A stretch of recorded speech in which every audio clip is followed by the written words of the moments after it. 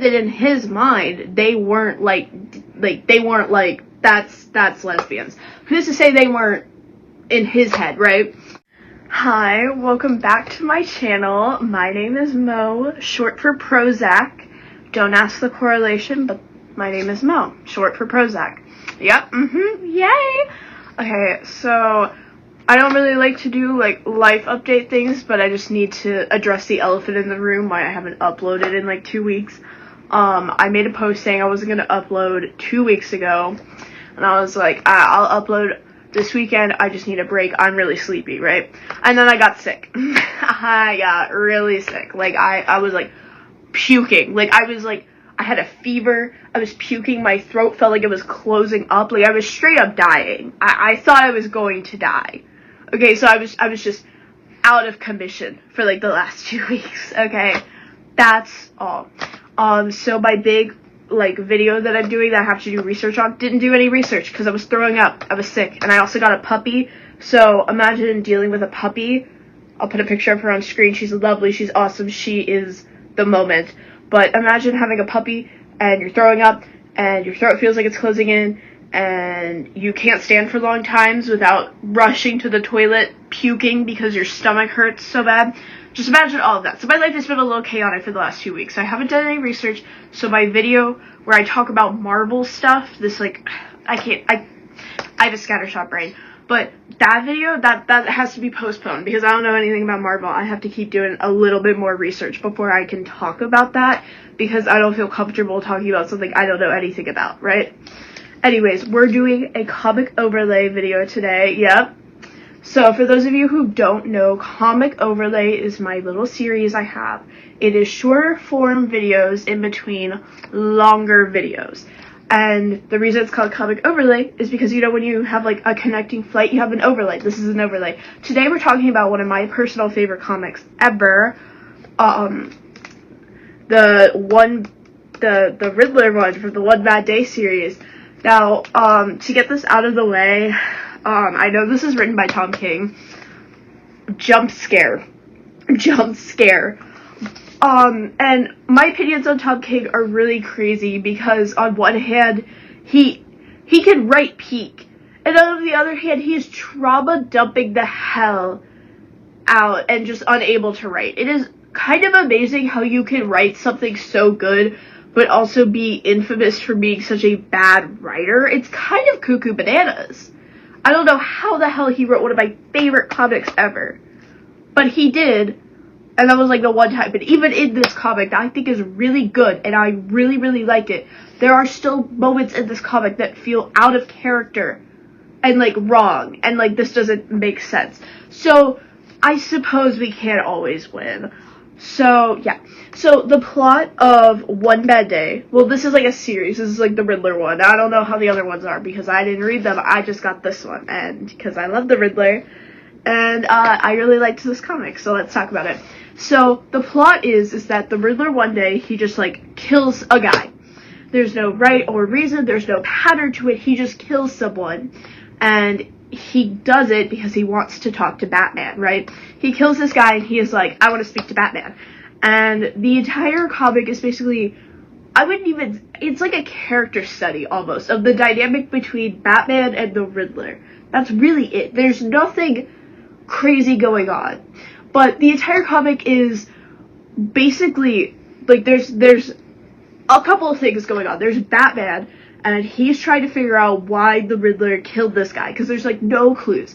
There's the Riddler, who wants to see Batman, and he's causing all this havoc and, like, getting people to kill themselves with just his words, like, his ability to outsmart people. He's harming them, because he wants to talk to Batman really badly, right? And then there's the, like, flashback sequence that happens every once in a while, explaining how the hell he became the Riddler, right? I want to talk about the flashback sequence first because personally I think it's really interesting. Let me pull up the page. Anyways, so in these flashback sequences, the pages are all this like yellow. And sure, it's because like old-timey memories. But when I think of yellow, because I do draw, here's a picture of something I've drawn recently on screen. I am an artiste. With like with, like, these sort of colors, these, like, browns and these oranges and yellows, and Edward is the only one who's really in green. That and his father, who wears, like, a green tie in these flashbacks. But these are, like, warm colors, aside from the green. But, like, in these flashbacks, these are all, like, warm colors, right? Warm, inviting, soft.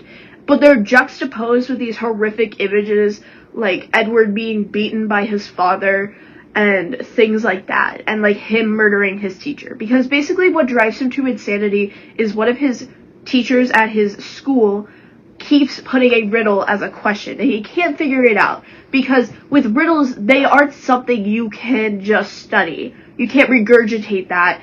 That is something that you just figure out, right?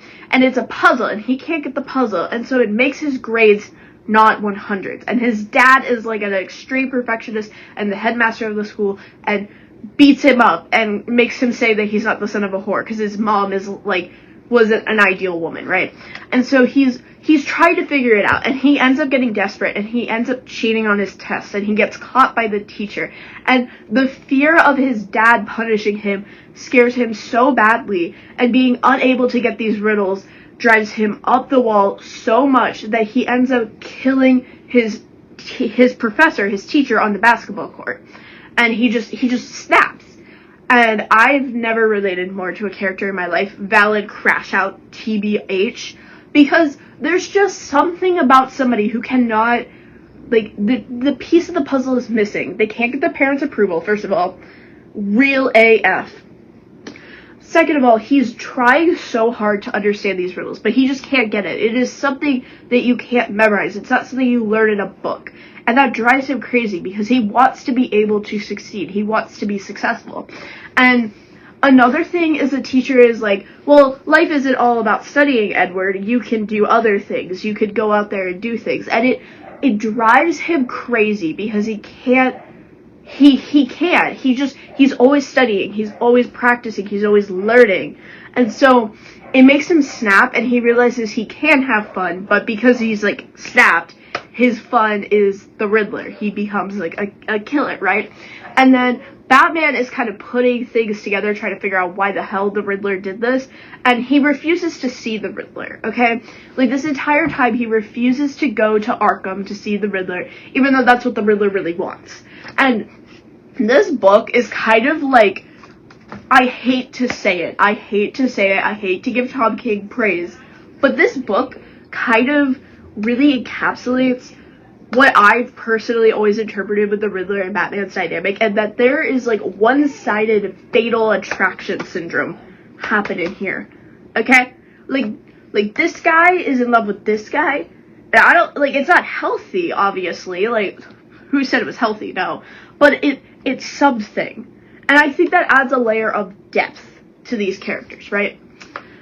Anyways, so he's, like, trying to figure it out, and eventually the Riddler is really smart and really clever, obviously. That's, like, his whole thing, is, like, being a brainiac. And he manages to harm all of these guards at Arkham Asylum, get people killed just through his words and manipulation and deceiving, and Jim Gordon calls him and he's like, bro, you need to come to Arkham, you need to talk to him, people are terrified, no guards will deal with him, just please, right?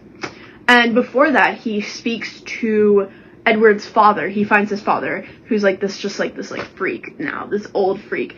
And it's really interesting being able to see the actual, like, events that happened in Edward's childhood versus what his father says. His father says he gave him, like, the best life and all these opportunities, and he wasted it. And we see that he was beating his son. And that what he saw as, I guess, good parenting was not good parenting. That's not how you parent. I promise you it's not how you parent. I mean, I've never personally been hit as a child, but I know that you don't hit children. So, you know, his father is an unreliable source of information. But anyways, near the end of the book, Batman and the Riddler finally have an interaction. And this was, like, when I was hooked, right? Like, I reread this in preparation, because the last time I read this, I was on an airplane ride back to America from my vacation I had over winter break, my winter break, to Scotland, because I got this in Scotland, so it's, like, really special and fancy. No, it's not. But like, this was, like, where I was personally really hooked, because the Riddler basically says he's tired of the cat and mouse game they've been playing for, like, years now, and he's gonna do something different. He's gonna be cuckoo, and he's gonna be quirky, and he's not gonna do anything for any particular reason. He is just gonna do what he wants, and there's no rhyme or reason. There's no game anymore. He's done with whatever game they were playing, right? And Batman is just kind of like, well, what? No. And, of course, that's not what else they talked about. The part that, like, personally gagged me was when the Riddler admitted, well, obviously he knew who this guy was. I mean, he's really smart. He's like, I knew who you were, Bruce. And he talks about how he would just casually show up at his house and watch him sleep. Literally, I'm gonna quote straight from the thing. I did that quite a few times over the years. I have fond memories of seeing you asleep in your bed, not to mention Dick and Jason and Tim and little Damien. I liked watching them grow up and go out on their own. I still visit them now and then, not that they notice. Girl, that's crazy. But it really, at least for me, there's a, like, homo subtext going on. And I guess maybe I'm a little biased because my celebrity crush is Batman. And if you know anything about me, you know that I am convinced I'm the Riddler. So maybe there's some biases there. Maybe. We don't know, though. But at least for me, in this comic, there definitely feels like some level of, like, attraction that the Riddler feels. Because, like, it's one thing to play a cat and mouse game. It's another thing to watch a man sleep. Because think about it. In this comic, he admits that he loved watching his children grow. That he, like, would show up at his house, check in on him, do these things. Who is to say that in his mind, they weren't, that's lesbians? Who's to say they weren't in his head, right? We don't know. We don't know. I like to think, though, because it adds a layer of complexity to their relationship, because fatal one-sided attraction is always so interesting to me, especially, like, in the Riddler Year One comic, which I have somewhere in my godforsaken setup. In that comic, right, the Riddler, he becomes obsessed with Batman. He thinks that they're working together. But it becomes more interesting when you add this layer of delusional romanticism in it, and thinking the Riddler thinks that they're dating, and that this is like a cat and mouse game, that this is flirtation, this is flirty, this adds something to it. There's, like, it adds flavor to the story in a way that you just can't get with just them playing a cat and mouse game. Like, okay, I hate to do this, but imagine for a moment that this was a woman. Imagine my beautiful soulless brown eyes. Imagine that. And imagine a, like, flirtatious, or not even flirtatious, just imagine a woman, okay? Like, was a villain, and said to Batman, I break into your house, and I watch you sleep, and I watch your children sleep, and I watch them grow up, and I care for them very deeply, and I loved playing this cat and mouse game with you, but I want something more, right? Like, I want to do my own thing. I'm tired of this. Doesn't that sound like a crazy woman who believes they are dating Batman and thinks that, like, this is like a breakup? Like, I'm tired of this. I'm tired of waiting around. I'm gonna do my own thing now. That's the same thing. Same thing. It's just a man, okay? It's just a man. This is a man who's in love with him, and he has, and it's insane, and I thought it was peak, honestly. There's just, it adds a level of complexity, and it's also kind of like tragic yaoi. I hate to pull out the brain rot, but it is kind of tragic yaoi if you think about it. Because Edward is really smart, right? Like, that's his whole thing is smartness. I'm kind of a hypocrite, because I'm not that smart.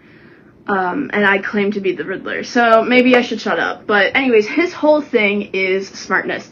And so I feel like in another timeline, if he just wasn't insane, he would have been in the same social circles as Batman, as Bruce Wayne. He would have been able to be with him, but because he just snapped, and he was tired of working, and he wanted to play, and he wanted to do these crazy things, and he hurt so many people they could never be. I guess you could argue that same sort of logic with like, people who ship, like, the Joker and Batman together. I guess it's not even, like, a ship. It's just, like, something I personally noticed. It adds a layer of dynamics to these characters. To say that this is a fatal one-sided attraction thing. Also, don't mind the variant cover. This cover has nothing to do with what the fuck happens in this book. But it just adds a layer of complexity to a otherwise less complex relationship. And I don't think this was the intention of Tom King. I'm gonna be honest. I don't think Tom King has the ability to write something so in-depth and so dynamic and so compelling and interesting. But it's something I personally picked up on. It was something that I personally interpreted. I may have misinterpreted wrong, but I don't care. I'm keeping my interpretation. It adds a layer to it, at least for me. Because there's nothing better than just doomed romances, right? Doomed one-sided attraction. It's so compelling. It's so interesting. Maybe that's why I don't hate reading The Great Gatsby right now. Who knows? Don't ask why I'm reading The Great Gatsby, honestly. Wow. Can't believe I pulled out the British thing. Now, I can't be meat riding, whatever the fuck it is, for Tom King completely. One page that really irked me was Batman was, like, trying to get info out of this guy's fucking goons. Out of one of the Riddler's, like, goons.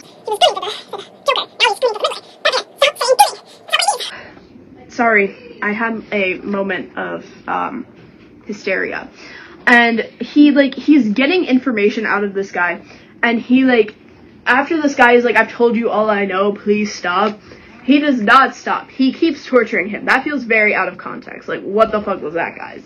And then the other thing that felt very out of context was the ending ended rather ambiguously. Felt like he was gonna kill the guy. Because at the end of the story, nobody can touch the Riddler, because the Riddler says, Batman, if you lock me up, I will get out, and I will just go around killing random people, and you can't save all the innocents, because it'll hurt more if I go after random people than your kids. Fair enough. I mean, especially if you're insane and you think that you're dating this guy, it makes sense that you would be like, I'm not gonna go after his kids, I'll just go after random civilians. Makes sense. Checks out. Valid train of logic. Maybe I'm also cuckoo bananas, but we don't talk about that. Anyways, that felt really out of character and, like, not quite right. But I suppose that's the really only way you can handle that sort of situation. But also, I don't know, I would just be like, come on, baby girl, be my trad wife. You can make sourdough from scratch at my homestead instead of killing random people, okay? Like, we got other ways to let out our silly and whimsy, but whatever. Yeah, that's my thoughts. I thought this is quite a good story for Tom King's ability to write. This is quite competent. Probably one of his more competent comics, because I have seen his writing in other things, and oh boy, I don't think he can, like, write. Like, I don't think he's, like, seen people have conversations before, but he cooked on this one. He cooked here, and it's really frustrating, because sometimes Tom King is an amazing writer, sometimes he's a shit writer. Although I suppose it's better than Tom Taylor. Don't trust anyone who's a white man whose name is Tom, and he says he writes DC Comics. I promise you, it's gonna be bad. It's bad. Don't let people whose names are Tom write any more comics. Please! Please!